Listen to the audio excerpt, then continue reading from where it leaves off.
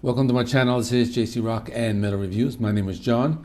Today I have a review of a new EP by thrash metal legends Vio-lence. They're making a comeback after many years. So the EP is called Let the World Burn. In this video I'm going to give a short history of the band and then I'll talk about the EP. Vio-lence are a thrash metal band. They come from the San Francisco Bay Area. They're considered to be part of the second wave of thrash metal from that Bay Area, along with bands such as Testament, Death Angel, and Forbidden. The original lineup was Phil Demmel and Rob Flynn on guitars, Dean Dell on bass, Perry Strickland on drums, and Sean Killian on vocals. So the current lineup features Phil, Perry, and Sean from the original lineup, as well as Bobby Gustafsson from Overkill and Christian Old Wolbers, formerly of Fear Factory. So they released 3 albums in the late 80s and early 90s. So Eternal Nightmare in 1988, Oppressing the Masses in 1990, and Nothing to Gain in 1993. So these are all considered thrash metal classics. They broke up in 1994 and would not reform until 2019, with the exception of a few live performances between 2001 and 2003.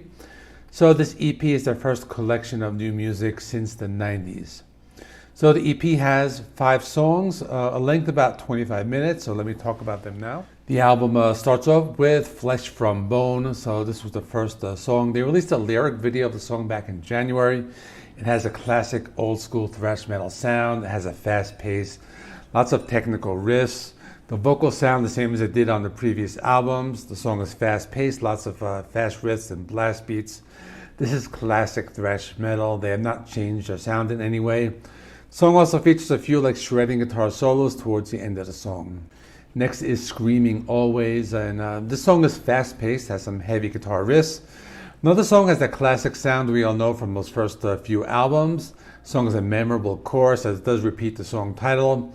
About 2 minutes into the song, it has the first breakdown where they do slow it down a bit, give you some chunky thrash metal riffs. The song picks up the pace around the 3-minute mark with some heavier death metal style vocals and some more heavy riffs.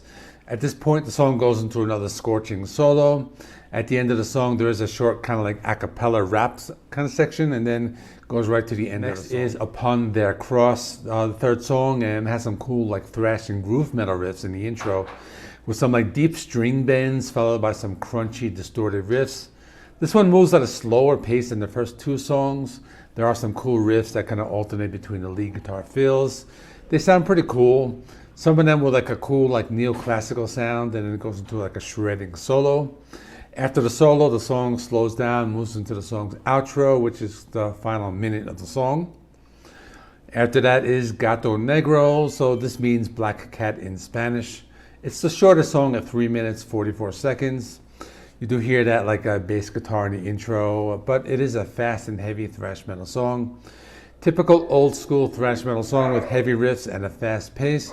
Lots of galloping riffs in the song and blistering guitar solos. The final song, Let the World Burn, was released as a single with a music video. They released this about 2 weeks ago.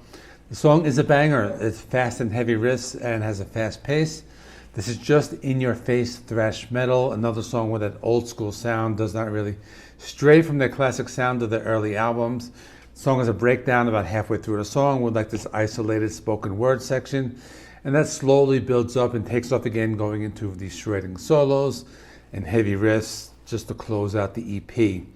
So in conclusion, this is probably the best thrash metal album of 2022 so far, even though it is an EP. It does have an old school sound. It does not stray from the sound of their classic albums. The production is very, very good. You do hear all the instruments clearly. It does have a sound similar to their older albums. It's just an EP, so hopefully the band will release a full length in the near future, and I think they will.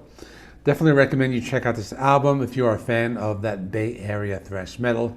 My score is 9 out of 10. Let me know in the comments what you thought. So I will be continuing with the new releases this weekend, going into next week.